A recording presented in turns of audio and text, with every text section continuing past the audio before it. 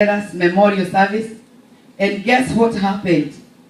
I was chosen to speak, and I was in Cairo 7 last night speaking about that man, that hero. Can you believe that happened? That happened yesterday, and I texted many people, but they didn't watch. But those who watched, like Mama Kefwe, she called me and told me, "Pastor, I saw you."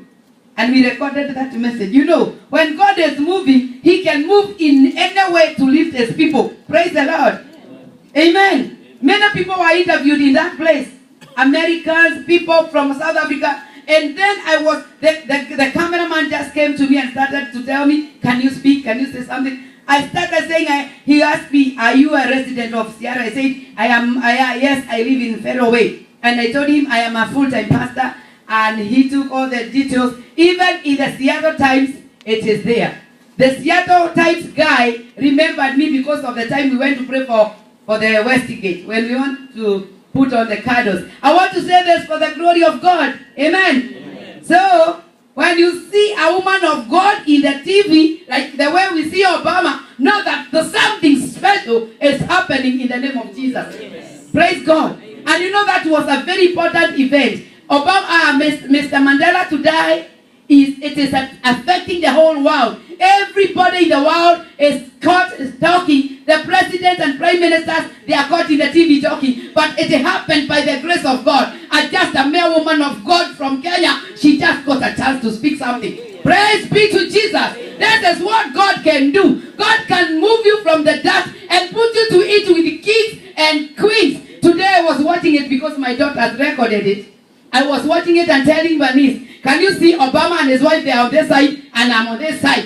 Can you guess that something is happening?" Praise the Lord. Yeah. Something has happened because I am a daughter of a king. Yeah. And it is the promise of God that He will lift us from the dust. We will eat with the kings and queens. So you will see my men and women of God that are anointed, lifted up. The time to be lifted is now. Yes. The time for us to go to media is now. I went somewhere last week. There was a fundraiser. And the pastor just started talking when I entered in. He said, and I know it was prophetic because I never preached in TV. He told people, "This is Pastor Elizabeth, and she has started to preach in the TV. If you have not seen her, go to Facebook, go to what?" I said, "God, you are faithful. That is a prophetic word." I didn't say no. I just grabbed it, although I didn't talk. I did not want to lie, but I grabbed it and said, "The time to preach in the TV is coming. If now we are in the radio station preaching the word of God." Praise the Lord. This is what God can do. Bwana asifiwe. Let me come to the point. Esther chapter 4 verse 16. God is lifting us, guys. We are going far for Jesus. Amen. In the book of Esther chapter 4 verse 16, the Bible says, "Go gather all the Jews who are present in Shushan, and fast for me, neither eat or drink for 3 days, night or day. My maid and I will fast likewise. And so I will go to the king, which is against the law. If I perish, I perish." So Mordecai went his way and did according to all Esther commanded him. Praise be to Jesus. Today we are talking about the effectiveness of prayer and fasting. Because when people pray and fast, the degree that has been laid before them, whether it's a bad one, whether it's a disaster one, God can remove it the way He did to the children of Israel. Praise the Lord. It was a time in Shushan, and now Haman, the enemy of the Jews, he declared, he went to the king, and he spoke to the king, and he said, "You know, in this land, there are many Jews. They don't worship your God. They don't do this and this." And he was accusing Mordecai and all the Jews. And he didn't know that Esther, the queen in that land, was a Jew. Praise the Lord. And when he was saying whatever he said, and the king passed a decree, and he signed with his signatory, with his signet. So it was passed. Praise God. Amen. It was passed, and now they started spreading all the papers to say, on this day, all the Jews in this land, they will be killed. And now Mordecai had the report and knew what was happening. Now Mordecai took the opportunity to go to Esther and to tell her what was happening. Because Esther was in the palace there. And you know, in the palace, nothing bad news cannot enter the palace. It's only the good news goes back there. Praise the Lord. Amen. Now, when the message came, And Mordecai, he threw away his clothes and he put on the sackcloth. And he appeared at the gate of the palace. And now the maids and the workers of the palace, they just came and told the queen, you know what? If you can see your uncle outside there, he's wearing sackcloth.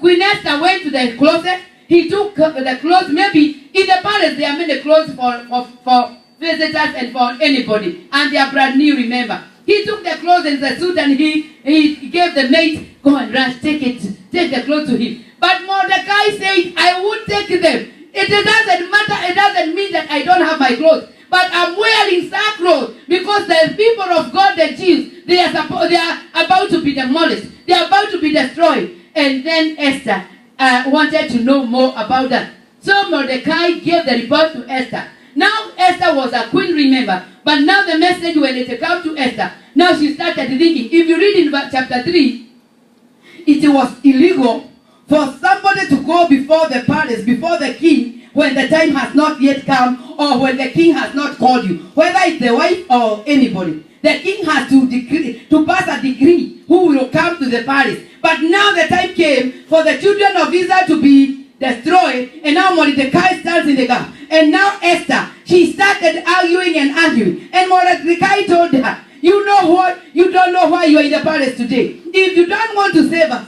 maybe our God will come in his own way and save us. But you'll be in danger too. So Esther now decided, now it's time to make a decision. Praise the Lord. And Esther told Mordecai, he sent his mates. He said somebody, go and tell Mordecai to go and gather all the Jews that are in Shushan. Tell them to fast and pray for 3 days. No eating, no drinking. And me and my mates, we will miss the dishes of the palace. We will miss the super mandazis. We will miss the pancakes and the samosas and whatever. We are going to fast for 3 days. And then when Mordecai had that message, he went and did that. Then Esther fasted and her maids and everybody in Shushan, all the Jews fasted. I bless the name of the Lord because after the prayers, there is power in prayer. Praise the Lord. There is power. Something unique comes when people pray. Something very extraordinary appears when people pray. Amen. But they prayed and Esther gathered strength. And she inquired to the king and told the king, I want to come before you. Praise the Lord. After 3 days of prayer, Esther gathered strength and she said, if I perish, I perish. But I want to go and stand before him. Praise God. And let me tell you, when she was on the process of going, the Jews were standing for her. The Jews were still praying and telling God, let your daughter have favor before the king. When she appeared before the king, like when she was very far, the king is here, and the king just lifted his scepter. Praise God. This sign was to tell her, welcome Queen Esther, although the time is not yet. I want to say this, my brother, my sister. You may be given a condition or a place that you have to reach here to get where you want. You have to do this to get where you want. But I know one thing. When you appear before the Lord, when you pray and fast, things will start to open in the name of Jesus. In America, there are many conditions. For you to do this, you have to do this. Or for you to do this, you have to get credit and whatever. But when you come to pray, God works extraordinary things. And those people who know their God, they will do exploit in the name of Jesus. Praise the Lord. The condition of America can be changed by prayer of one person. Amen. The decree in Babylon, it was changed because of the prayer of one man called Daniel. We are not in America in such a time just for dollars. We are here to change this nation. We are here to declare the God of heaven, the one we serve, and tell them we are going to pray and see prayer come back to school in the name of Jesus. If you believe with me, just give God a mighty hand. Praise the Lord. Amen. Hallelujah. And now Esther went before the king. And the king, I don't have time to read about what Esther communicated with the king. But because of the favor of God, Esther was asked by the king, what do you want? If you want the help of the leadership of this land, I will give you. Can you hear how things work when people pray? And it was passed a decree. You cannot go before the king before he calls you or before your time. He was, that those days were funny because even if you miss your husband, you cannot go. Even if you want a dress, I saw Julia with a dress, I want to call my husband, tell him. You cannot before the time comes. But I thank the Lord because Esther entered to the presence of the king. And because of the favor of God, the king said, Esther, queen, what do you want? Even if it's the leadership of this land. So it meant, even if you want to become a vice president, I'll give it unto you. Praise the Lord.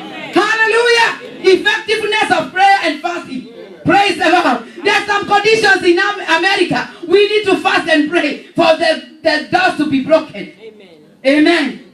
Praise the Lord.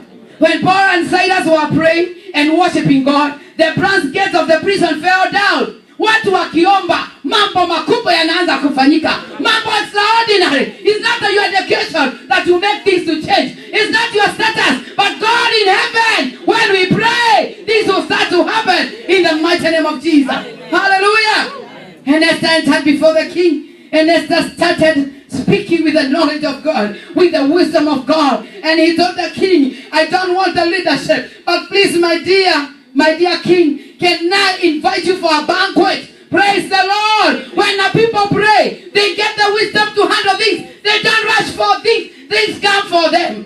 One has to feel it. Yesterday when I went to the memorial, I did rush for the TV people. They just came where I was. And they were taking photos and saying, you look good, woman of God. Yes, I said, yes, I'm a pastor. Praise the Lord. When the favor of God is upon your life, even when you are underground, the power will come here there. The people will say, this is the man of God. This is the man of God or the woman of God. Praise the Lord.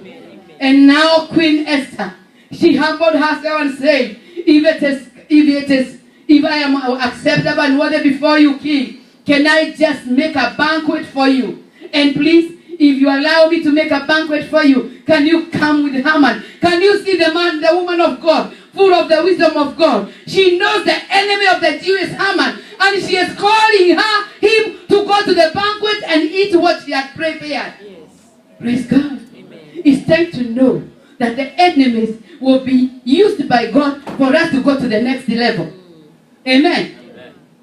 Haman was an enemy of Mordecai and all the Jews. And Haman, in his mind and his life, he didn't know that Esther was a Jew. He didn't know the queen of the land was a Jew. So when he was trying to attack the people, he didn't know. There are some people, they don't know who you are. They just talk and talk and talk. And they prepare you to go to the next level. Let's give God a mighty hand. Praise the Lord. Hallelujah. And the king, the Bible says, I'm not going to read there. You can continue reading the whole of book. The book of Esther speaks about many things, powerful things. I want you to read it. One as if you will. And she was granted. And the king said, when do you want us to come? And they took a program. They made a schedule. And now Esther said, at this night, at this moment, I want you to come with Haman.